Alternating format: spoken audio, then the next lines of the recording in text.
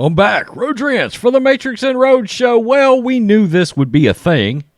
The moment that Sam Elliott came out and absolutely destroyed a Oscar darling, Netflix's Power of the Dog, over its illusions of homosexuality and, frankly, the unauthentic nature that the movie shows from not having actually been filmed in Montana, rather in New Zealand. Sam Elliott was very articulate with what he said, regardless of the what the F's and the piece of shit. He made it very clear what he thinks makes a Western. Well, considering how many Westerns Sam Elliott's been in, you would think he is somewhat of a savant. I would believe he would be, right? If I wanted to make a Western, if I needed input on a Western to film, Sam Elliott would be the guy that I would call. I mean, let's be real here. So, of course, he began to get... I did a video the other day. We knew the media would start coming after him. And look, his rant is going to have the media propping up this piece of dog shit. And look, I haven't given the Oscars any credit ever since they discounted The Dark Knight as a Best Picture candidate because it happened to be a real film that just happened to have a comic book character in it. No, they weren't having it, so I said, peace, I'm out, and they won't be a next time to the Oscars because I knew right there it had to be some fluff, woke piece of shit for the Oscars to want to give it any credence. Well, so we have Sam Elliott. Now we have this another media outlet coming out bashing Sam Elliott, but this time they throw in something special. We have to figure out a way to bring Trump into this. They did that, the mental gymnastics, to bring the most hated president ever by the media, Donald Trump, into this. IndieWire, you successfully pulled that off. So let's get to this because, yeah, the dogs are coming after Sam Elliott. They're trying to cancel him. And they're trying to use his rant to prop up this piece of shit movie.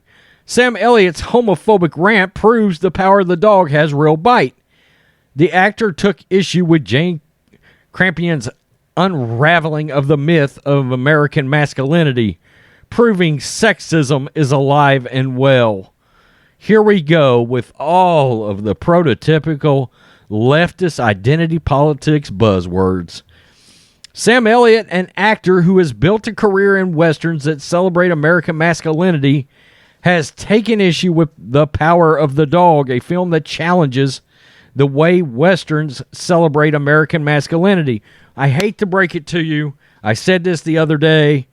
I believe most Western fans tend to be more conservative.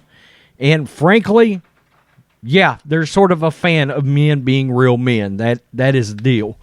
While his recent comments on Mark Maron's What the Fuck podcast reek of sexism and homophobia, the irony of his wild tirade is he basically understood the point of the film, almost. Directed by Jane Campion, whom Elliott gets to later, The Power of the Dog uses the Western form to explore the stifling ways expectations around masculinity inflict damage on the men tasked with upholding them. Look, I'm never going to feel bad for a man feeling the pressure to step up and be a real man. He should. Judging from the sharp edge in his signature growl, Elliott is also a casualty of these restrictive rules around masculinity, as his vitriol at its unraveling would attest. Quote, "You want to talk about that piece of shit?" Elliott begins his tirade before railing against an ad in the LA Times celebrating the film as, quote, an evisceration of the American myth. The evisceration of the American West, question mark, he continued. They made it look like, what are all those dancers that those guys in New York who wear bow ties and not much else, remember them back in the day? That's what all these fucking cowboys in that movie look like. They're all running around in chaps and no shirts. There's all these allusions to homosexuality throughout the fucking movie. Marin graciously steps in to state the glaring obvious. I think that's what the movie is about. Based on the 1967 novel by Tom Savage, The Power of the Dog follows two brothers, Phil and George, who live on a ranch in Montana. Though close in their youth, the growing distance between the two men intensifies when George marries a local widow, Rose, who moves into the ranch with her teenage son, Peter. From Phil's very first encounter with Peter, he singles out the boy's swishy walk and gentle demeanor as ripe for ridicule, quickly establishing dominance and enforcing the rules of masculinity. Phil is perplexing and menacing presence to everyone in the house, and alcoholism takes its slow and exacting toll on Rose. Peter is harder to read, and his hatred of Phil slowly gives way to curiosity and a gorgeously slow burn. My God, this is the kind of word that critics and wokes use to describe some total and complete dog shit movie. That's a slow burn can be the code language for a boring ass movie. Peter begins accompanying the older cowboy on his daily ranch chores, observing and absorbing every proudly imparted lesson with meticulous rigor. In the end, the student outsmarts the teacher, enacting a long simmering revenge plot on his former bully after lulling him into a false sense of brotherhood. The lessons of masculinity have been passed down, with the next iteration twisting it further into far more sinister ends. While some viewers lamented that Campion's film plays down the queerness that was more overt in Savage's novel, the author, like Phil, was a closeted gay man. Apparently it was far too much for Elliott, though he makes careful to note to call Campion a brilliant director. He took issue with her filming in New Zealand. And he goes on to rant, talk about what he ranted about what we talked about. It should have been filmed in Montana. If you're going to say it's in Montana. Now Marin swears a lot on his podcast. It's literally in the title. But the placement of this particular what the fuck right before belittling phrasing of this woman screams misogyny. The fact that he doesn't even say Campion's name the entire time is giving major Donald Trump, quote, that woman from Michigan energy, for Christ's sakes. So somehow, some way, this woke media personality has figured out a way to connect Sam Elliott and Donald Trump together, his rant and Donald Trump together, because we cannot write and or cover anything with somehow, some way pulling Trump into it, because we don't have anything else to write about without Donald Trump. I mean, let's be real. Okay, you probably did this whole article just so you could drop that one line. That one line. This woman screams of misogyny. Okay. And honestly, what he said here, he doesn't actually personally belittle this woman whatsoever. This is his exact quote. Quote, what the fuck does this woman, she's a brilliant director, by the way. I love her work, previous work, but what the fuck does this woman down there in New Zealand know about the American West?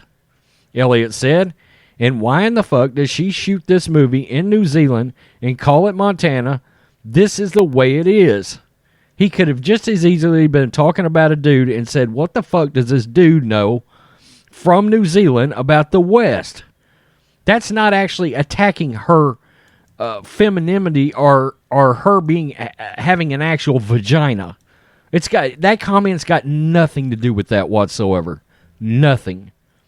I mean, somehow, some way, you believe the fact that he feels like it was shot in an unauthentic place makes him a misogynist? That's a valid film criticism that he feels like he wants to make. That's also his opinion, which he's got a right to.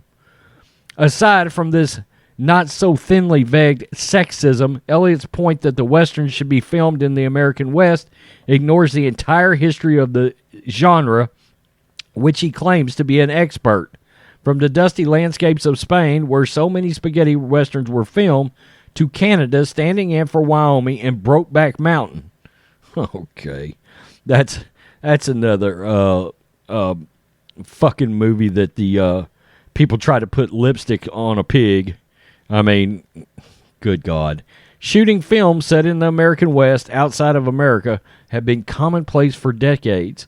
Not only that, but Brokeback Mountain was present day. That was a present day film.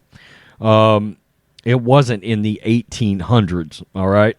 In addition, the iconography of the American West has traveled around the world to shape international cinema.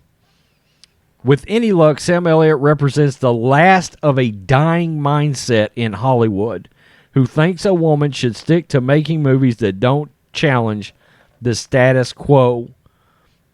Again, his criticism has absolutely nothing to do with the fact that this woman has a vagina.